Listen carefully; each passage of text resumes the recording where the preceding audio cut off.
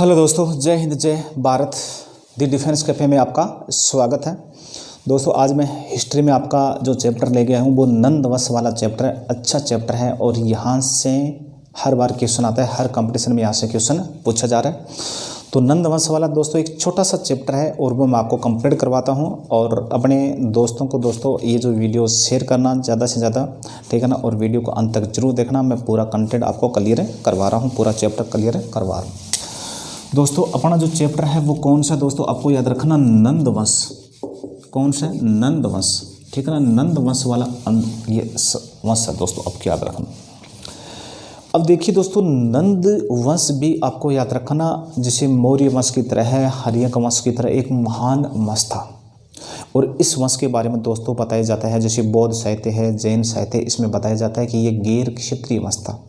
ये एक राजपूत वंश नहीं था, ये गैर क्षत्रिय वंश था, ठीक है ना। और ये जो महापद्मनंद है ये जाति से क्या था? नाय था, ठीक है ना।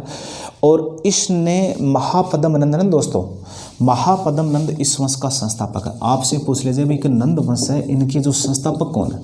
तो दोस्तों आपको याद रखना इनका संस्थापक कौन है। तो इनका संस्थापक था महापद्मनंद। कौन था? महापद्मनंद, ठीक है ना। महापद्मनंद और नंद वंश का दोस्तों संस्थापक था, ठीक है ना। महापद्मनंद नंद वंश का क्या था? संस्थापक था, ठीक है ना।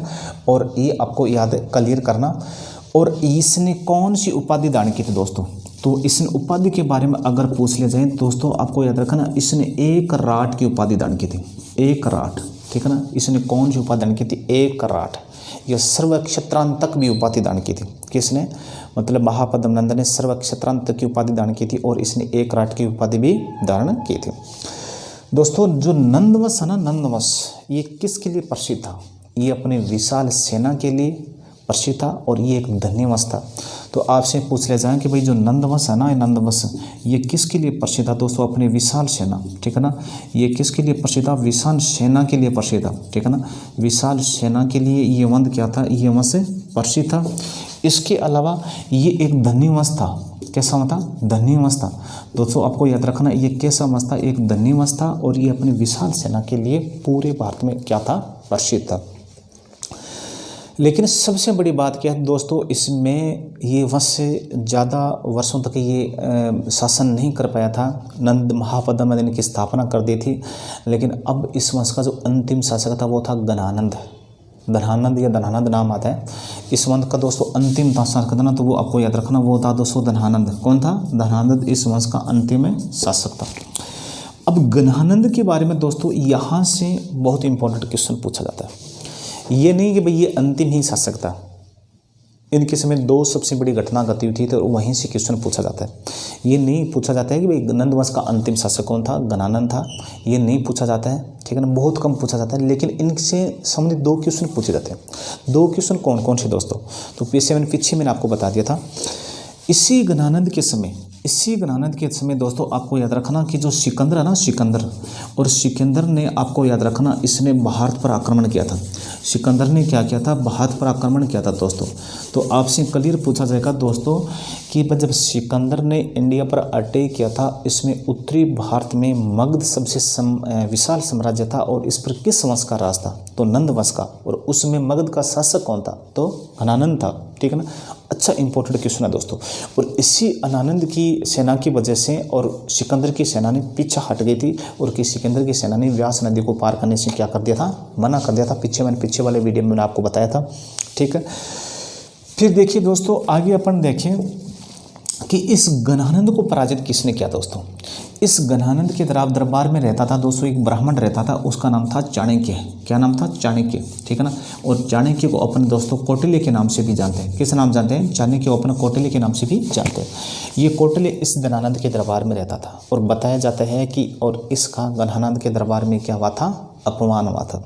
और इसी अपमान का बदला लेने के लिए चाणक्य ने क्या किया था? नंद वंश के नष्ट करने के लिए, नंद वंश को समाप्त करने के लिए या घनानंद को पराजित करने के लिए ये इसी तलाश में खोज में था। और इसी खोज के लिए और ये इनकी तलाश पूरी हुई थी और इसने चंद्रगुप्त मौर्य नामक एक युवा को तैयार किया था।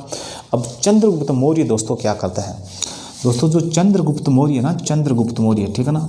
ये जो चंद्रगुप्त मौर्य ना, चंद्रगुप्त मौर्य और ये क्या करता है? इस कौटिल्य की सहायता से इस चाणक्य कौटिल्य की सहायता से और ये चंद्रगुप्त मौर्य इस अनानंद को पराजित करता है। इस अनानंद को क्या करता है? पराजित करता है, क्योंकि कौटिल्य इनका प्रधानमंत्री था, चंद्रगुप्त मौर्य का प्रधानमंत्री था। ये इनका इसने हेल्प की थी, ठीक है ना, इसी ने इसको बताया था, ठीक है ना। और चंद्रगुप्त मौर्य ने कौटिल्य की सहायता से अनानंद को पराजित कर और किस वंश की स्थापना की थी? तो दोस्तों आप बता देना, मौर्य वंश की स्थापना की थी। किस वंश की? तो बता देना मौर्य वंश की क्या की थी? स्थापना की थी। ये आपको याद रखना कि पूछो भाई मौर्य वंश की स्थापना किसने की थी? तो सर गणानंद ने की थी, ठीक है ना।